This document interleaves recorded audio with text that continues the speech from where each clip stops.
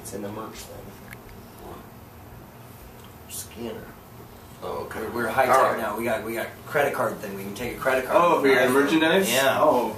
It's a big. Oh, you got one of those one of the phones you can. Yeah. There's always people that are like, "Oh, I'd buy something, but I'm all out I don't have any cash." That's always now it can be like, yeah. I'm always like, "Oh, I want a T-shirt, but I can't afford it, or I don't have my cash on me." Sorry. Yeah. So we got him. Yeah. Good. Yeah, you got to buy the balls now. No excuse not to buy a CD. So we're here today with Poison Control Center. Hello. Out of Iowa. You guys go ahead and introduce yourselves. I'm Joe. Patrick. I'm Devin. And I'm David. You guys are here at Shubas tonight. You're on a tour through the Midwest or the whole country this time? It'll be country. Yeah, whole country. Okay, so a national tour. You guys put out Sad Sour Future last May, and we're still kind of touring on that. But we got a new record recorded now, so we're ready to. We'll be playing lots of new songs on this tour. So. Okay, great. I wanted to ask you guys. You put out your first album in '07, right? Yep. First full length, yeah. Okay. Got decent reviews. You got on College Music Journal's Top 100. Yeah. First time out. Yep. Was that daunting at all? Were you like, people are actually listening to us and think that we're good, now we have to step it up a little bit?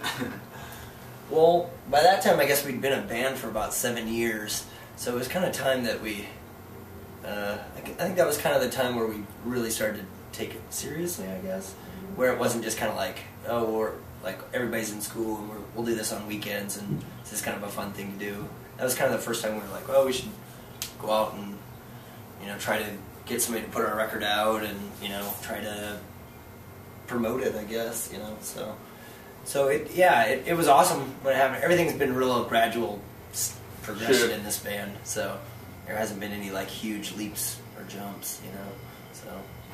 But it is weird to think about, like, I get a lot of, you know, I feel it's very satisfying to, you know, write songs and record them, and it's, you know, fun to, you know, look at what you've accomplished, but you're right, like, I never, even when we record stuff, like, I never really think, like, oh, people are going to listen to this. And so, like, you know, when it is, like, on, like, you know, whatever, top 100 lists or whatever, you're like, oh, man, like, somebody's actually, I don't know. That's a weird feeling to me.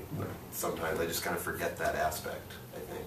Yeah. I think, like, when you're in a band sometimes, too, you're just kind of like, when you write a song, you only pretty much think the other people in the band are going to ever hear it. You know, like when you send them a demo, or like they send you a demo, and it's kind of this like, kind of feels like you're just doing it for yourself. And I guess that's probably a good way to think about it. Like that you're not trying to like be some formula or something like that. Right. But yeah, I think it's really awesome when you go into a town and somebody comes up to you and be like, "Oh, I really love this song," you know, or something like that. So, because that's what I would do to a band that I like too, you know. So. And you guys, all four of you guys write? Well, Don, our old drummer, wrote with us, and yeah, we all three write, and Dave is, he's going to be writing. He's going to be writing. So, Good thing. Yeah. So how does that, do you guys all live close now, or are you still living apart?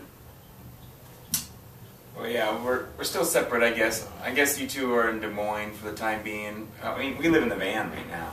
Yeah, so we're really close. Joe lives out in Asheville, North Carolina when he's not on the road, but, I mean, we're all kind of Iowa boys in a sense, so when we, you know, like 6 months out of last year, we were all living together, so, which was good. It's the first time in a long time we've gotten to be in a van, I guess, with your buds for that long of a time, I guess, so. Yeah. One thing that I like about your band, I think a lot of people should kind of admire it, really. You guys are from Iowa, not the music capital of the world by any means. Soon enough. Yeah. Soon enough. But here.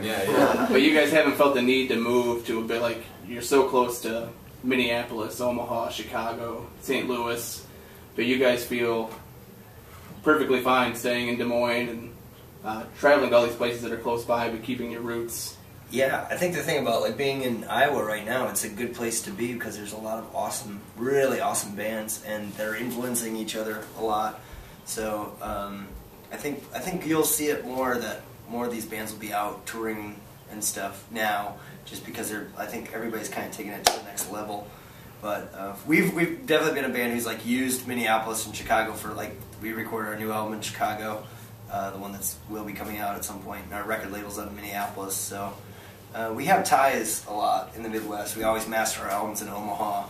Yeah. So you know, like, but Iowa is definitely like where we're from and like what we hope to be. No, that's good. And I mean, you guys are like we were talking, the Ames Progressive and Des Moines Music Coalition. I always when I get my emails, I always know that you guys are involved with that stuff. Yeah, and that's awesome. It's the perfect place to be for a touring band because it's right in the middle of everything. Mm-hmm. You know, like, you know, if you're from California, it takes you a long time to get to New York to play a show. But like, we're like pretty equal distance to a lot of things. We're just right in the middle, so it's good. It's good for a touring band. Mm-hmm. Yeah. Talking about touring, you guys opened for Apples in Stereo. Was it 2 years ago? Yep, 2008. And I was listening to a couple of your 2 records this week, kind of preparing myself for this. Thank you. And one of the bands that I thought, man, these guys really sound like this other band, is a band I saw open for Apples in Stereo the year before, Casper and the Cookies. Nice. Awesome, yeah, we're good friends with those guys. Yeah, and I thought, well, that's so funny because they opened for him and these guys opened for him. But you guys, you toured with Apples in Stereo for a while. Yep. And then you guys played with Pavement. Mm-hmm. Yep. Last year we got to play one show with Pavement in Kansas City, and we don't all agree on the same bands that we love, but that is one band that we all love with all of our hearts. So that was pretty awesome for all of us. So. Yeah. That's, what's that like when you meet guys like that and you're like speechless? You don't even know what to say because you have listened to their records for so long. Yeah, I met a few of them in 1999 when I went and saw them in Chicago at the big theater. And yeah, they were just like a sweet band. Bob Nastanovich, who's Pavement's drummer, percussionist, keyboard guy, he lives in Des Moines now. So it's pretty awesome to have, you know, like a guy from your favorite band live in Des Moines. Like he came to our show last week in Des Moines. Oh, and that's nice. I was laying in bed that night thinking, like, life's pretty good. Like a guy from one of my all-time favorite bands came to see our band tonight, you know, and you know they asked us to open for him once. Yeah, he's been real supportive, and it was awesome to like meet all the other guys. Malkmus wasn't really around very much, but we were kind of hanging out. You got a hug. I gave him a hug, you know. But I don't know. They all seemed really nice, and they let us eat their ribs, and they fed us beers. So it was a very nice experience. Mm-hmm. You know, and let us play to their 2,400 fans. Yeah, right. That too. That was nice. So, yeah. And you guys, your live shows, I know from talking to people that have seen. I haven't seen you guys live before, but everybody that I've talked to has told me you guys put on a ridiculous amount of energy on your shows, everything like that. How do you guys feel about your shows? are you just exhausted afterwards? We love them. Yeah, it's still like 45 minutes of fun in the day. Yeah. You know, like I always, or I mean, I guess no, definitely not always, but like last night, I felt, you know, you go through the day and you know it's a fine day, whatever.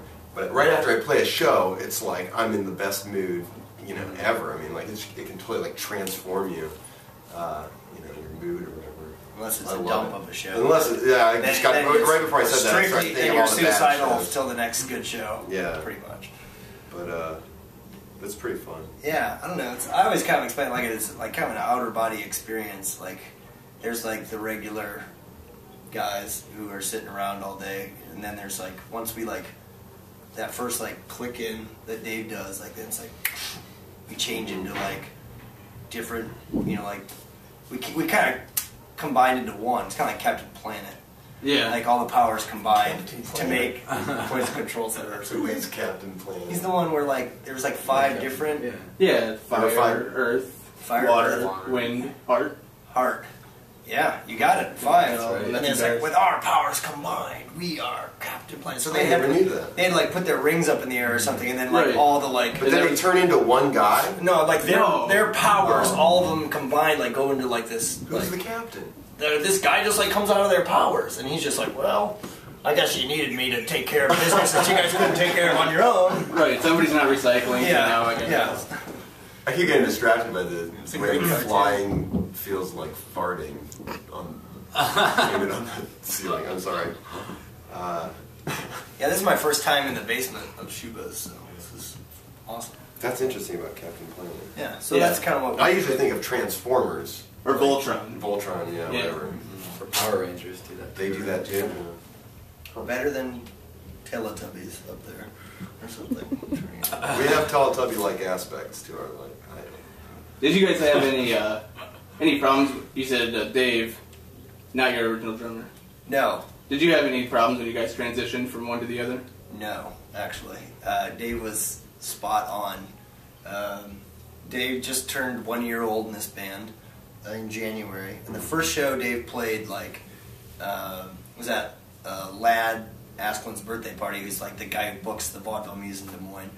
Hell of a dude. But, like, Dave pretty much played the show on a couple practices. And, like, I had all these people coming up to me like, oh, new drummer kicks ass. Like, new drummer's awesome. Like, this is going to be great. You know, like, you know. So, there was never, like, a period where, like, oh, those 10 shows, I wish I could have those back or something. But it's just, like...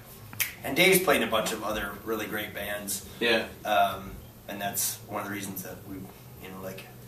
It's kind of like the Beatles when they got Ringo. You know, like, Ringo was the best drummer in Liverpool, and when Pete Best was going to get out, they were like, we want that guy.